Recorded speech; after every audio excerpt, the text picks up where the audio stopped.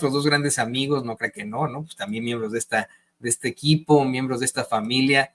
Saludo con mucho gusto al periodista y escritor Francisco Cruz. Paco, ¿cómo te va? Bienvenido a la mesa de Sin Censura. Toño, ¿cómo estás? Aquí escuchando tu plática interesante siempre con Ricardo, pero aquí estamos, Toño, sé que está el doctor Sabugal ahí esperándonos, así que lo saludamos y luego ya como tú digas, como se pongan de acuerdo, nos arrancamos. ¿Qué te parece? Me parece excelente y es correcto. Doctor, muchas felicidades. Tú eres catedrático, maestro. Hoy celebramos a los maestros y a las maestras que nos han dado siempre esa fuerza para continuar, que nos han enseñado a leer, a escribir, que nos han enseñado a sumar, a restar, pero sobre todo nos han enseñado a tener espíritu crítico. Muchas gracias, doctor. Felicidades a ti y a todos los maestros de México y del mundo. Y pues bienvenido a Sin Censura. Muchas gracias, Toño. Un abrazo y me da mucho gusto compartir la mesa con el maestro Paco Cruz. Un honor estar aquí con él. Y nada más así, recordando lo del Día del Maestro, bueno, te agradezco tus felicitaciones, pero no se nos debe de olvidar que Claudio X González le llamaba pinches delincuentes, ¿no? A los maestros que heroicamente y dignamente peleaban, ¿no? La sección 22 en Oaxaca, si no mal recuerdo, y que pues ese individuo despreciable que llamaba pinches delincuentes a los maestros y maestras, hoy es el jefe de la candidata del PRIAN, ¿no? Entonces, que no se nos olvide hoy, 15 de mayo, eso. Empecemos con eso, no solamente les han llamado delincuentes, no solamente los han echado en la cárcel a los maestros que protestan, no solamente los han, porque esa es la realidad, exterminado, también han sido víctimas de la persecución política. ¿Qué les parece, compañeros, que empezamos con eso? Empezamos con el doctor Dado Sabugal y con el queridísimo periodista Paco Cruz, Francisco Paco Cruz. Hoy en el Día del Maestro resuena en mis oídos mucho una frase que he venido leyendo últimamente debido a las protestas de estudiantes al genocidio en la Franja de Gaza perpetrado por el Estado de Israel. Un planteamiento que hizo el gran Lucio Cabañas, asesinado precisamente por el Estado mexicano hace ya varias décadas, y que pues planteó con mucha fuerza: desgraciados los pueblos donde la juventud no haga temblar al mundo y los estudiantes se mantengan sumisos ante el tirano. Pues comenzamos contigo, doctor. ¿Por qué no nos amplías un poco más sobre esto, sobre cómo es que efectivamente quien hoy representa a la derecha rancia, a esa amalgama putrefacta del PRIAN-REDEI, que es jefe de la señora a la que le encanta la payasada, es uno de sus principales perseguidores? En el sexenio pasado fue quien pues también amalgamó a todos los medios de comunicación para que se satanizara el papel de esos maestros que luchaban para que los niños, los jóvenes, a los que instruyen, a los que sacan adelante, pudieran tener una mejor educación y no se enfrentaran a una educación privatizada, doctor Eduardo Sabugal. Sí, hay que recordar, qué bueno que citas al gran Lucio Cabañas. Habría que agregar también ahí el ejemplo de Genaro Vázquez, ambos profesores rurales, ¿no? Normalistas, y que desembocaron en un movimiento guerrillero porque no quedaba de otra en ese momento. Y siempre el magisterio ha significado lucha, resistencia, dignidad, pese a los sindicatos charros que durante mucho tiempo tuvieron que padecer, frente a las pugnas entre la CENTE y el CENTE.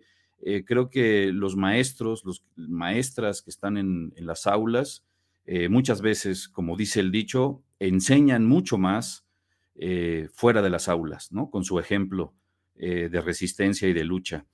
No se nos debe de olvidar que el proyecto neoliberal tenía como objetivo privatizar la educación.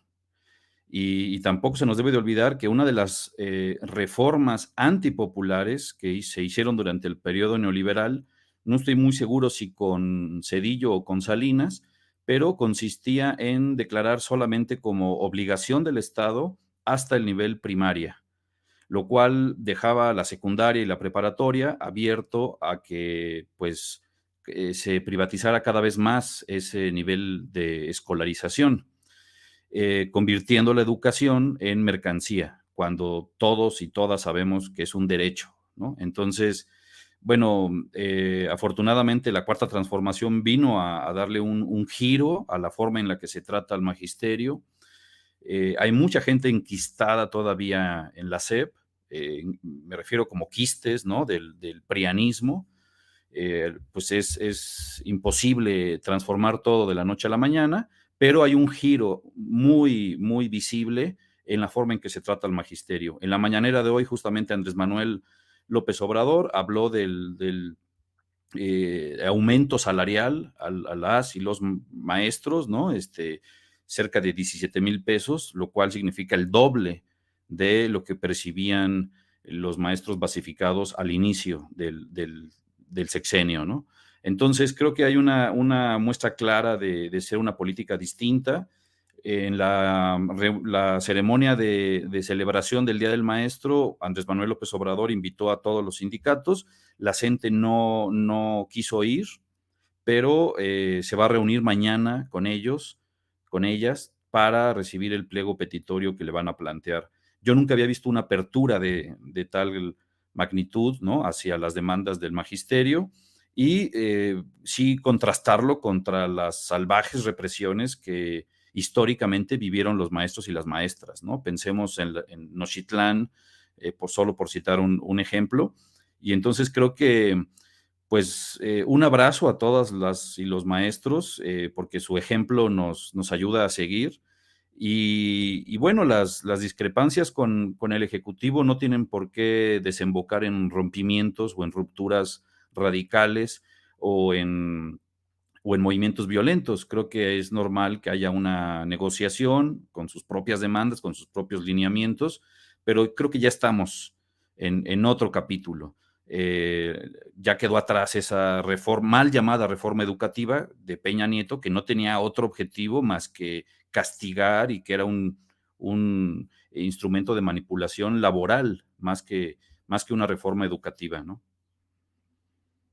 Así es, y además de mucho significado es que se dé este aumento al salario de los profesores, de las profesoras, de las maestras y de los maestros del 10%.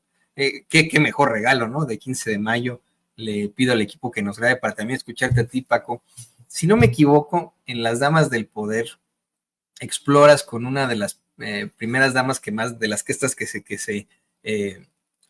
más se arrepentían de ciertos casos y a la vez pues terminaban siendo criminales de las mismas circunstancias. Yo me equivoco, exploras el caso de un revolucionario que fue asesinado junto con su familia, pero no estoy seguro si se trataba de un maestro.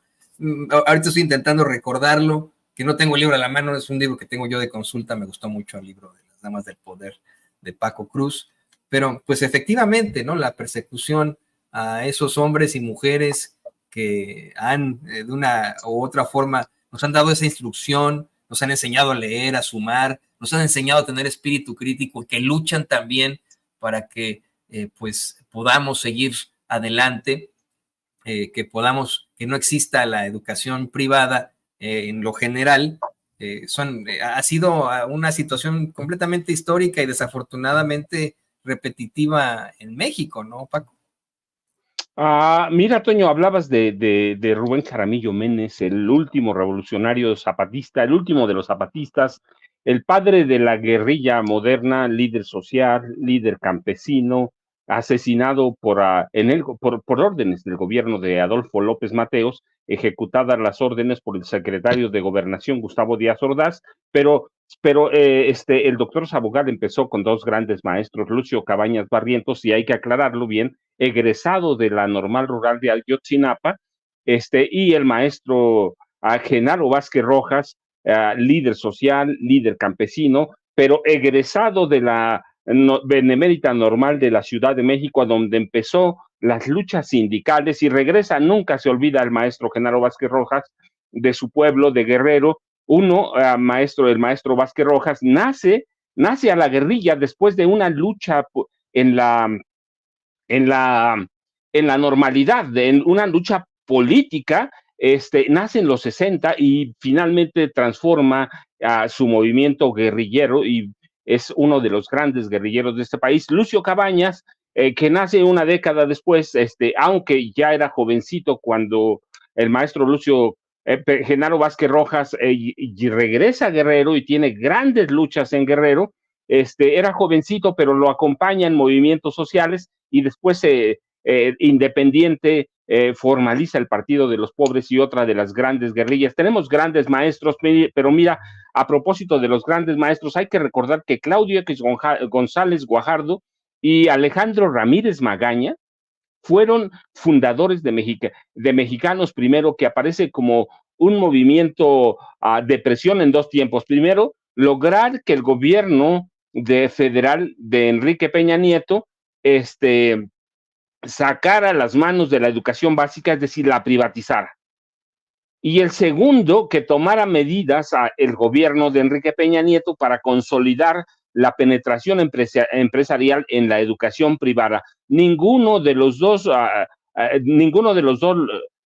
pudo hacer nada, pero eran socios en el proceso para privatizar la educación básica en este país, y ellos, Alejandro Ramírez Magaña, que es el socio mayoritario en la cadena de cine Cinépolis y uno de los magnates jóvenes de este país, claro, después de la herencia que le dejaron sus abuelos a través de la cadena Ramírez, ni Claudio X González Guajardo, ellos dos son padres de la campaña en el gobierno de Enrique Peña Nieto para criminalizar a los maestros. El doctor Sabugal ya lo decía, eran los delincuentes, los criminales. Claudio X González los llegó a relacionar con el crimen organizado.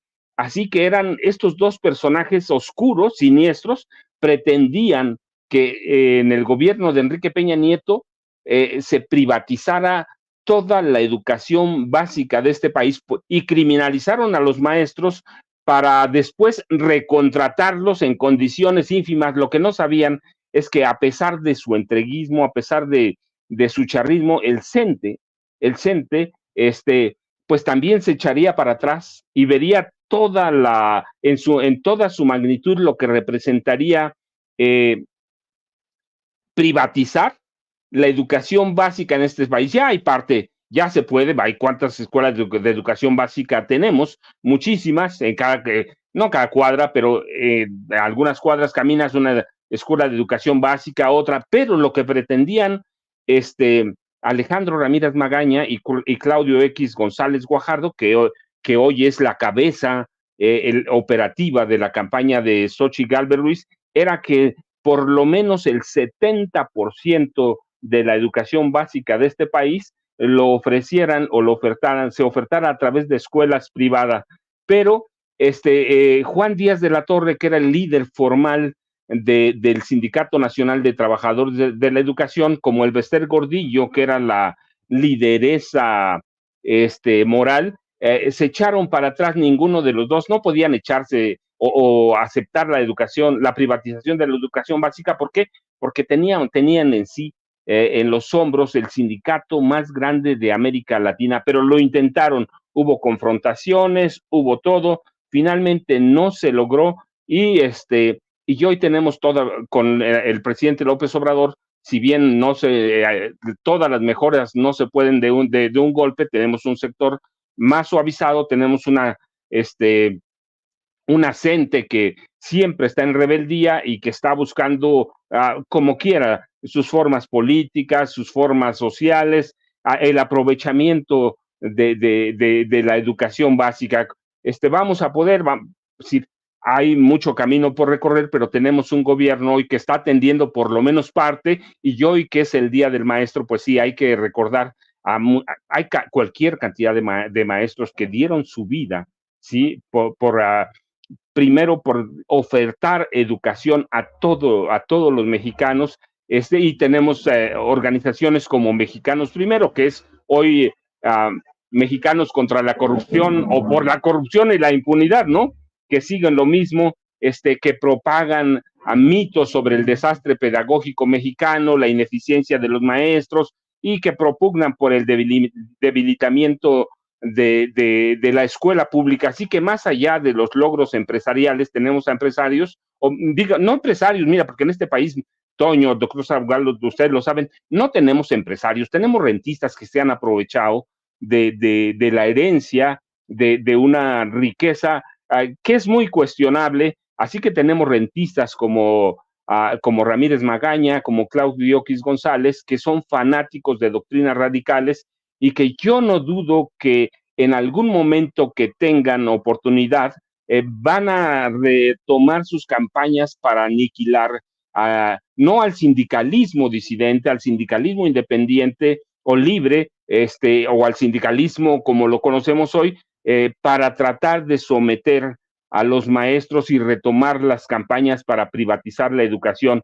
Los va a ver, pero tenemos o estamos en un momento en que podemos y tenemos que decidir qué tipo de país queremos, hacia dónde vamos, si consolidamos o no los cambios, y que la educación básica que en los sexenios priistas, panistas, se quería o se veía como opaca e ineficiente, pues son los que forman a los mexicanos. Yo todavía, de veras, como seguramente ustedes lo hacen, recuerdo a mis maestros de primaria con mucho cariño. Recuerdo a la maestra Julita, ya murió mi maestra, que me enseñó a leer, que me enseñó cualquier cantidad de cosas, y tenemos maestros que van a dar su vida por la educación, por los cambios sociales, que es lo que hacían los maestros Vázquez Rojas, el maestro Lucio Cabañas, y muchos otros.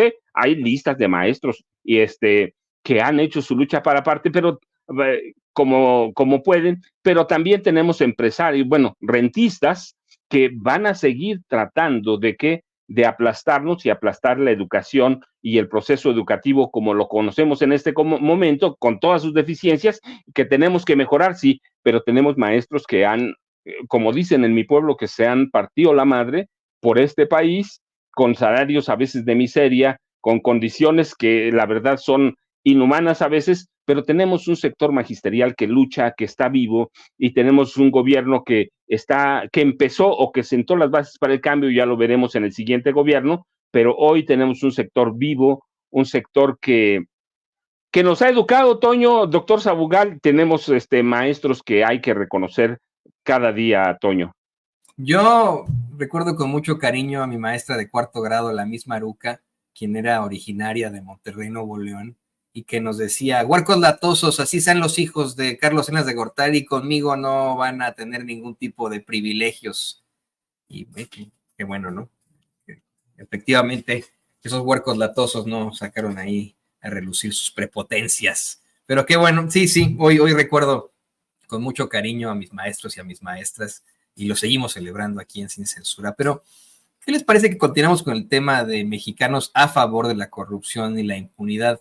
Le voy a pedir al equipo que nos grabe para, con tal de darle contexto a lo siguiente, presentarle una vez más el momento en el que un charlatán, que pues de alguna otra forma es el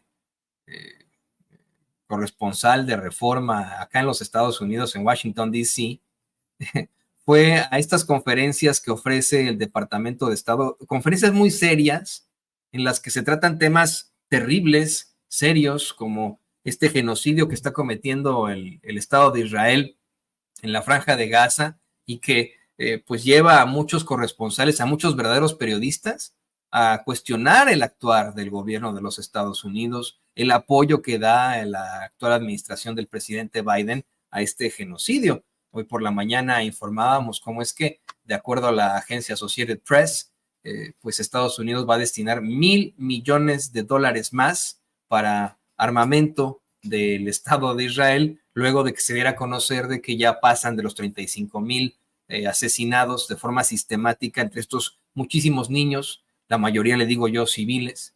Y este tipo de temas, este tipo de cuestionamientos son los que se llevan a esas conferencias de prensa ahí en el Departamento de Estado, ahí en Washington, D.C.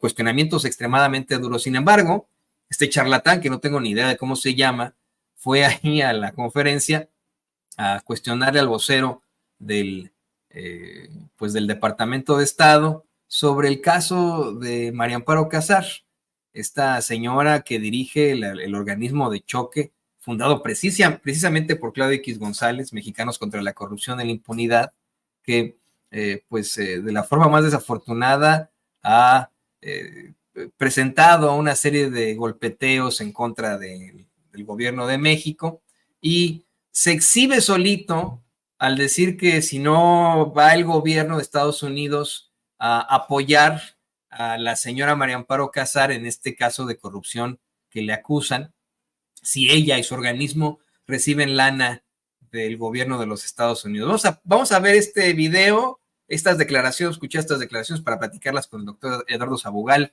con el queridísimo periodista Paco Cruz. The Mexican government has opened a criminal case against one of Mexico's most important anti-corruption crusaders. Her name is María Amparo Casar. Her organization has received several U.S. government grants to fight impunity in Mexico. Most critics have denounced the case against Mrs. Casar as a move to scare independent watchdogs in Mexico, but wanted to see if you have a comment about this. I don't. I would just defer to the Mexican judiciary system to speak to this. But she's a recipient of U.S. grants. Should the U.S. government stand by her? That's nice that she's a recipient of U.S. grants. I just don't know anything about this case, and so I will defer to the Mexican judiciary system. Can we follow up because it's something that should be in interest of the U.S.? I ultimately will defer to the Mexican government on this. Go ahead.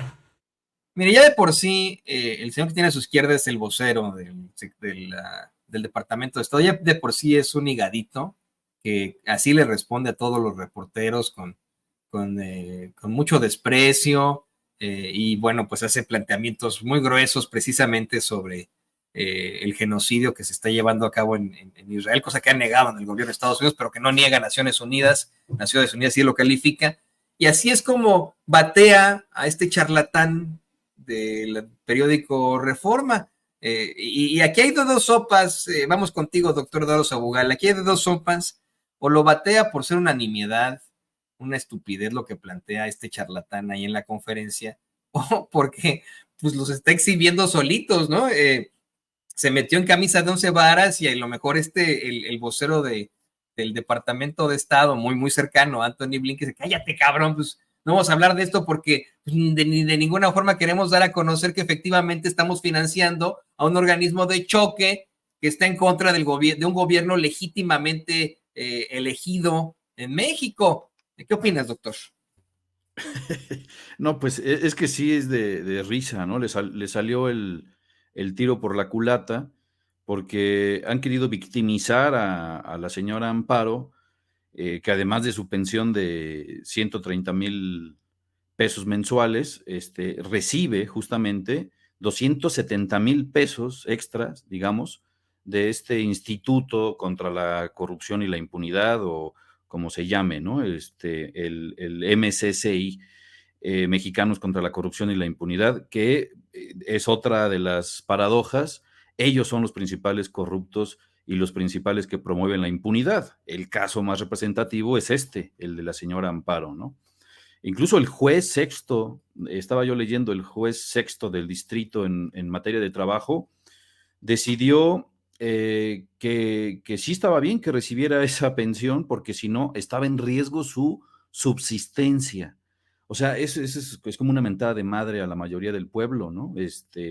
Resulta que no puedes subsistir sin 130,000 pesos más 270,000 pesos mensuales, más los millones que ya se embolsó por solo 4 meses que trabajó su esposo, que se suicidó. Entonces, estuvo muy bien que se exhibieran solitos, estuvo muy bien que se reconociera, entre comillas, porque en efecto la respuesta se fue por la tangente, pero al menos el periodista de Reforma ya confirmó que estas asociaciones civiles que promueven la lucha contra la corrupción, en realidad están subvencionadas o reciben directamente apoyo económico del Departamento de Estado de Estados Unidos de Norteamérica. Eso es gravísimo. O sea, eso es reconocer una política injerencista en nuestro país. Y de esto, pues porque ahorita está en la boca de todos, pero ¿cuántas asociaciones disque civiles o pro derechos humanos, que ahora van incluso a desfilar ahí el domingo en su marcha de los Rosados, cuántos de esos no reciben dinero de Estados Unidos de Norteamérica abiertamente o de forma secreta para golpear? O sea, están financiando un golpe blando. Eso es lo que están haciendo, ¿no? Y hoy le salió el tiro por la culata, porque de querer victimizar a la señora Amparo, terminaron reconociendo que ella es la victimaria. Ella es, o lo que representa a ella, pues, no ella directamente, sino disque Asociación contra la Corrupción. Ellos son los que están recibiendo dinero del extranjero para debilitar al Estado mexicano. Y eso es injerencismo, no tiene otro nombre. Y me quedo con eso, ¿eh? Efectivamente, le sale el tiro por la culata, terminan reconociendo que Casar es la victimaria, y yo insisto, ¿no? A lo mejor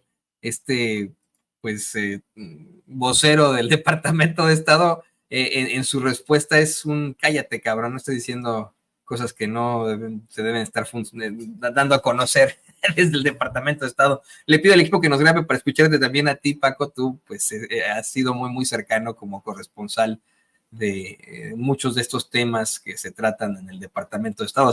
Tú has vivido acá en Estados Unidos, has reportado cómo es que funciona esa entidad gubernamental de Estados Unidos que efectivamente mete su cuchara aquí y allá, y que aquí, bueno, pues se deslinda absolutamente de Mexicanos contra la Corrupción, de la impunidad, luego de que un charlatán que representa al periódico Reforma vaya a defender a María Amparo Casar y se exhibe solito la derecha mexicana al decir que pues esta señora y su organismo de choque recibe dinero de los Estados Unidos.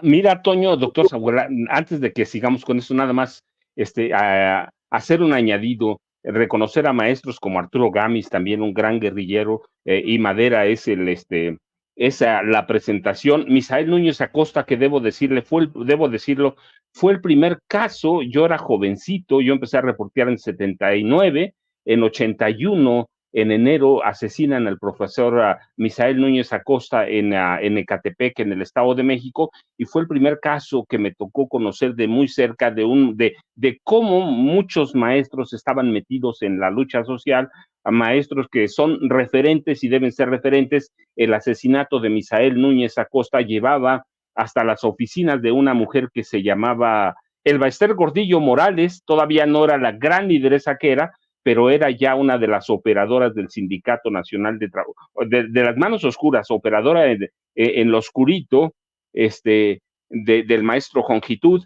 Entonces, hay que reconocer a estos maestros, que de pronto se me pasó. Trataba de acordarme cuando veíamos Misael Núñez Acosta, el primer caso que me tocó, y era un maestro que verdaderamente luchaba o había hecho suya una causa social, como el maestro Arturo Gámez en Madera, en Chihuahua. Así que eso, y luego, mira, demos paso a María Amparo Casar, que debe ser un caso emblemático, porque está exhibiendo este periodista de Reforma, no a Reforma, que es un periódico de ultraderecha, un periódico que es un proyecto político de la derecha regiomontana, que es de extrema, sino está exhibiendo al gobierno de Estados Unidos. Le está diciendo: ustedes financian, ¿qué van a hacer?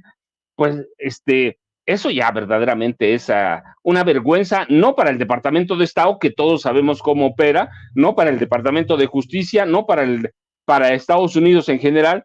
Es una vergüenza para este periódico. Está yendo a pedir que el gobierno de Estados Unidos intervenga en un caso que es meramente de corrupción interna, de una mujer que enarbola causas contra la corrupción, pero que es la primera corrupta de este país. Es un caso de vergüenza, la verdad. El caso de María Amparo Casar debe ser emblemático para la historia. Una mujer que se burla del sistema, que aprovecha el sistema, una mujer que se enriquece brutalmente, porque 48 millones de pesos, mira, sí, verdaderamente es como esa corrupción gota a gota que hay en este país, gota a gota, pero en millones. 48 millones ella. El gobierno de Enrique Peña Nieto les entregó a los comunicadores, no digo periodistas, pero bueno, esos viejos periodistas les entregó como 40,000 millones de pesos, el de Calderón les entregó como 35,000 millones de pesos, y ahora este periódico va a pedir lo que ellos ya saben que está pasando, que hay un gobierno injerencista en Estados Unidos, y ellos piden la ayuda de Estados Unidos para salvar a una mujer que es partícipe de la vieja corrupción de este país, una corrupción que se acabó este país, Toño.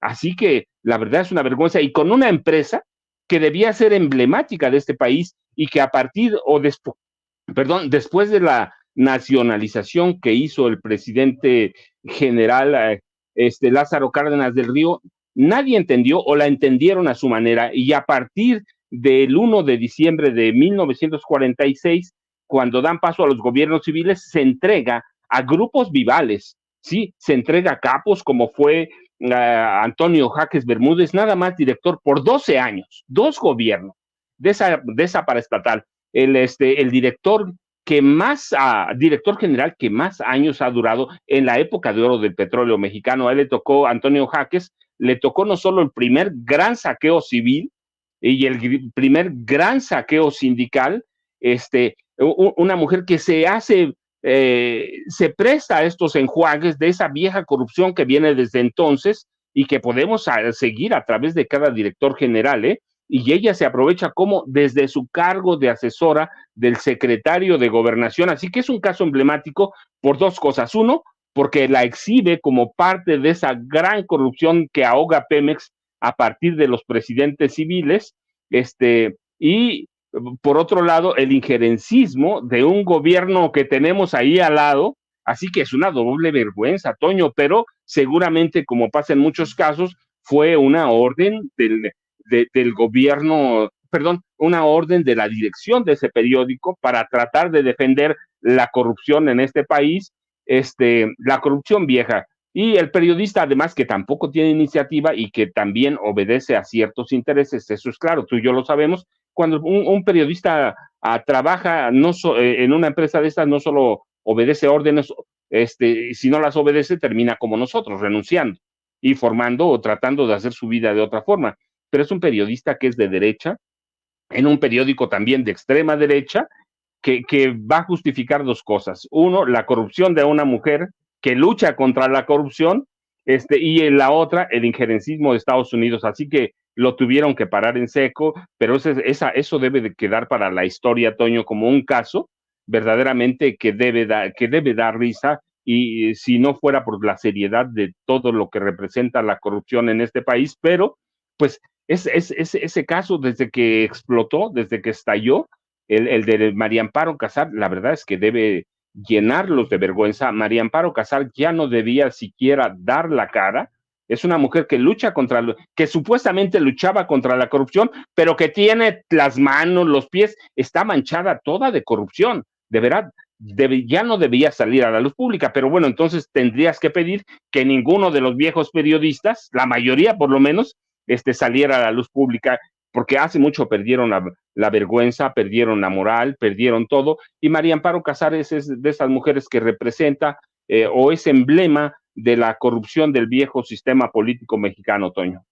No, y fíjate qué interesante lo que planteas, Paco. Hace rato yo ponía estos 2 casos sobre la mesa, decía, con charlatán que tienen ahí de corresponsal de Reforma en Washington, D.C., hay de 2 sopas. O al tipo se le salió en el ánimo precisamente de apoyar a la ultraderecha mexicana siendo parte de todo esto, o bien pues es la directriz de un jefe de información, una jefa de información, un jefe de sección, una jefa de sección, o de la misma mesa editorial de Reforma en esa conferencia del Departamento de Estado. Y por lo que nos comenta Paco, efectivamente, ¿no? Tendría que haber sido en todo caso la estúpida directriz de ese consejo editorial de Reforma, una muy, muy mala decisión, porque no hemos visto otras participaciones de este cuate en esa conferencia que, insisto, generalmente trata temas que tienen más que ver con el genocidio, con las problemáticas en cuanto a conflictos internacionales como la guerra en Ucrania, etcétera, etcétera, etcétera. No lo habrían mandado hoy, ayer, me parece que fue ayer, no lo habrían mandado de no ser que tuviera esa consigna de principio, y pues ahí se les cae el teatrito. Y miren, me dio como siempre muchísimo gusto poder platicar estos temas tan interesantes con estos dos grandes compañeros, con el queridísimo Paco Cruz, con el doctor Eduardo Sabugal, pues estábamos contigo, Paco. Además de agradecerte, quiero pedirte que por favor nos compartas tus redes sociales para que la gente se ponga en contacto contigo. Toño, pues mira, nada más antes de dejarles a ti y al doctor Sabugal un abrazo, y la verdad siempre es un gusto platicar contigo y al doctor Sabugal. Tenemos, y ya lo dices tú, un genocidio en vivo, en tiempo real, más de 35,000 asesinatos desde que estalló o se puso en marcha esta campaña genocida de parte del gobierno sionista de Israel, de Benjamín Netanyahu. Tenemos a la guerra en Ucrania, tenemos tantos asuntos y el pendejo con mucho respeto lo digo, le va a preguntar al Departamento de Estado si va a intervenir para apoyar a una mujer que está involucrada en la corrupción. La verdad, esa es una pena. Tienes ahí al Departamento de Estado, lo puedes cuestionar sobre el genocidio, lo puedes cuestionar sobre los cientos de miles de millones, ya son más de 100,000, por eso digo cientos de millones de dólares que ha entregado Estados Unidos al gobierno de Ucrania. Le puedes cuestionar sobre las decenas de miles de millones de dólares que se han entregado al gobierno de Israel, sobre las manifestaciones, marchas, las protestas en las universidades, las represiones en las universidades de Estados Unidos, de apoyo, contra el genocidio. Le puedes cuestionar de tantísimas cosas, la injerencia de la DEA en América Latina, la injerencia de la DEA como ya una corporación policíaca de inteligencia. La puedes cuestionar sobre la invasión, sí, la toma militar, porque dijo Daniel Noboa dijo que había habido militares en la toma de la embajada mexicana. Es decir, hay tantos temas internacionales interesantes y vienes a preguntarle si va a apoyar o va a meter las manos por una mujer que está, una mujer oscura involucrada en la corrupción. Así que yo, ya sabes, Toño, @Paco Cruz Jiménez en X, antes Twitter, Francisco Cruz Jiménez en Facebook, pero un abrazote para ti y otro para el doctor Sabugal. Y mira, esta es justamente, discúlpame, esta es la primera reimpresión en libro de bolsillo o bucket de las damas del poder. Ayer empezó a distribuirse, yo creo que en una semana, 10 días estará en las librerías o en las mayores librerías del país, pero este es ya no libro normal, esta es la primera reimpresión en libro de bolsillo de las damas del poder, Toño. No, pues yo lo leí hace mucho tiempo, porque salió, es el libro más reciente de Paco, lo leí yo ya hace algunos meses, se lo recomiendo, está buenísimo, buenérrimo. Y bueno, pues doctor Eduardo Sabugal, también para ti el agradecimiento y pedirte que por favor nos compartas tus redes sociales. Gracias, Toño. Un gusto estar con el maestro Paco Cruz. Estoy en lo que antes era Twitter, ahora X, como @perifoníaR. Un abrazo a todas y todos los maestros. Estoy rodeado de personas que se dedican a la docencia, ¿no? Mis hermanas, mi esposa, mis tíos, mis primos, mis abuelos que fueron normalistas, ¿no? Que conocieron a Otón Salazar, otro de los grandes líderes de este país. Pues un abrazo a todos los maestros y maestras. Gracias, Toño, gracias, Paco, y a todo el auditorio que nos escucha y nos hace comentarios aquí en el chat. Un abrazo. Y un abrazo a tus familiares también, a todos los maestros y maestras. Bueno, pues ahí tiene usted al académico, al doctor Eduardo Sabugal y por supuesto al escritor y periodista Francisco Paco Cruz, aquí en Sin Censura. Y mire, de lo que sí somos esclavos es del tiempo, Yo que me gustaría más de poder tener más espacios, pero hay tantas cosas. Y mire, de todas formas, la periodista Pamela Aguado nos va a estar compartiendo una serie de videos, de clips de lo que se ha quedado pendiente en